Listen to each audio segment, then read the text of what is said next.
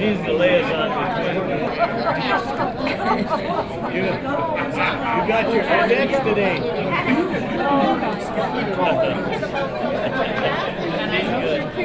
The convoys to Russia were terrible things. A lot of nights, a lot of ships were lost, a lot of sailors were lost, but the weather was terrible. Rough, ice, water, rain, all that sort of stuff you had to put up with.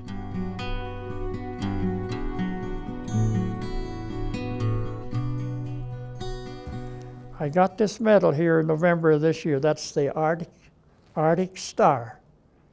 This was issued to the Canadian Navy for going on the Russian convoys. This one here is the France and Germany. I was in the channel there. And this one is the 3945 Star. If you volunteered and you were overseas, you received this star. That's when I was 18 years old, when I joined the Navy. Andy Bogle.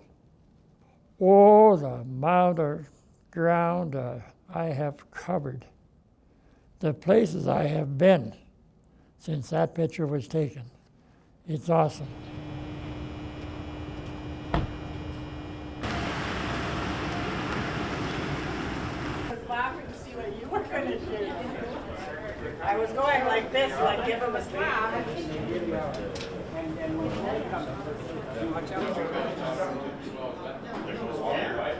My story would be so different to some guy that was only 100 yards from me. He'd be different age, grew up different, had family or girlfriends or married or something. Everything was so different. He had different. I got hit 3 times. He maybe never got hit at all. And that's some other guy just got once. People ask that too. You say, well, gee, weren't you scared? Well, sure I was scared when there was a bunch of noise and that. But the not at the time, it was after. At the time, we were so excited and that, and I don't care who you are, you can't imagine you getting killed. You know, it makes you that guy get killed, but you can't imagine it happened to you for some reason.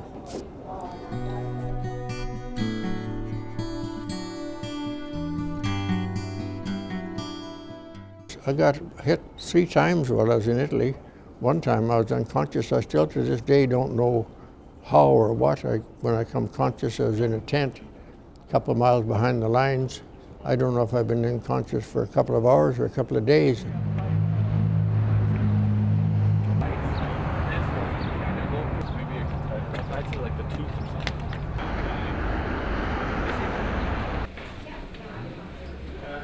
They got any seats that are covered for us? Right.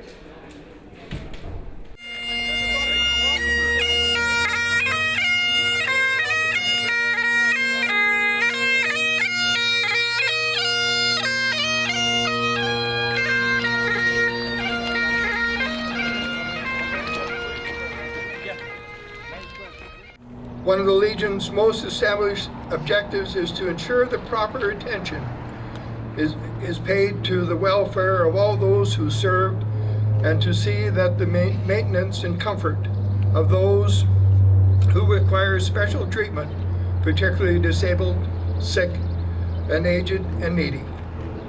Our branch was at serious risk from being unable to continue to fulfill its mission. As our community hall and facility holds is in the state of disrepair, and I mean disrepair. Everyone at the ladder. Look up there. Right up there. I used to come around here quite a bit, but it was just the first war vets. And I was 24, and everybody else in there was 75 and 80 years old. There was no women allowed. No women allowed even with escorts. There's no women allowed at all. And only war vets. There were no civilians.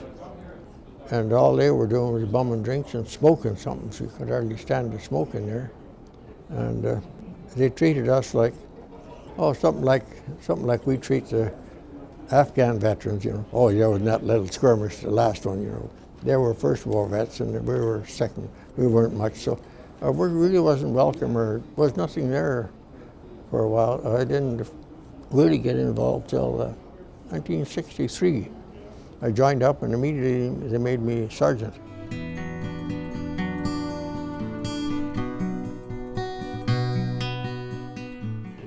Bonding with buddies. That's one thing about military. Your Army buddies are just like kids you went to grade school with. They're your buddies. It was nice to go there and sit and have a beer with a buddy. If four guys went to Legion, they might sit around and have a few beers and talk about the war. But if you had your wife there and you went to a dinner and a dance, you didn't bring up anything like that.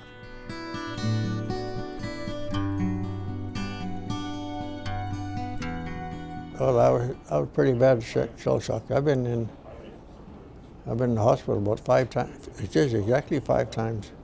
With that, they call it post-traumatic stress. We called it shell shock. But they didn't know what it was. They just give you pills and made you put you to sleep for a couple of days, and you were gone home again. Well, that was nothing to do with the nerves. They said it was a nerves thing. It's only the last year or two they have come up with some things now that help that. Although we still get that. It's about 3 weeks ago, I guess he took me up there, but he just took me and gave me a couple of pills to straighten me out. Yeah, it's I've had that problem.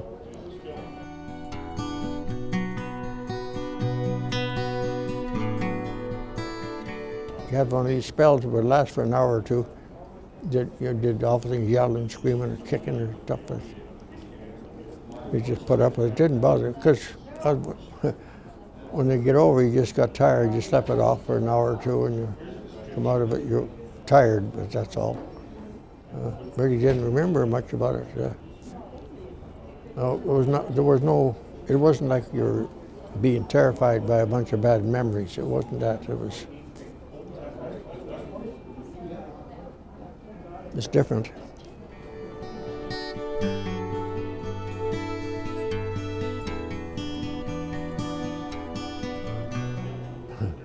You did some horrible things, terrible things, things that you didn't want to do. You hated to do them, but some guy made you do them. You had to do them. That's worse. If you killed somebody because you're mad at them or something, that's different. But just have to shoot somebody, you're not going to brag about that. You're not very proud of doing something like that. You didn't want to do it. Why are you going to be telling somebody or bragging about it? So, but I learned to keep talking. Still do. You don't think about that anymore, I say. Knowing that whatever I did was nothing to do with me. I didn't get none of this, but anything I did, I did what I was told, that's all. I did a job of whatever I had to do, or was told to do. I never got any honors for what I thought. And I was not over there. Kids ask, how many Germans did you shoot? Well, gee, imagine asking a guy that. You got to think of it. I never shot any Germans. They weren't Germans. We weren't fighting Germans. We were fighting Nazis. All Germans weren't Nazis. Just like all Canadians are not conservatives. And I was not over there to kill nobody. I was sent over there to stop them guys from killing people. I never went to kill nobody. I didn't want to do that. I didn't want to kill nobody. I want to stop him from fighting. And stuff like that clears you up, helps you a lot. But like I say, I was only not long ago, still had some reason something comes back in your head. I don't know what it is. I can feel it coming. I start feeling like I'm shivering. I'm sweating. I'm shivering inside, going, I know something's happened. So now they got this pill, they got it a year or so. I'll grab a couple of them and go and lay down for an hour and it goes away. Otherwise it comes onto this fidget thing where it's throwing up and yelling and screaming. Yeah, I finally got some help.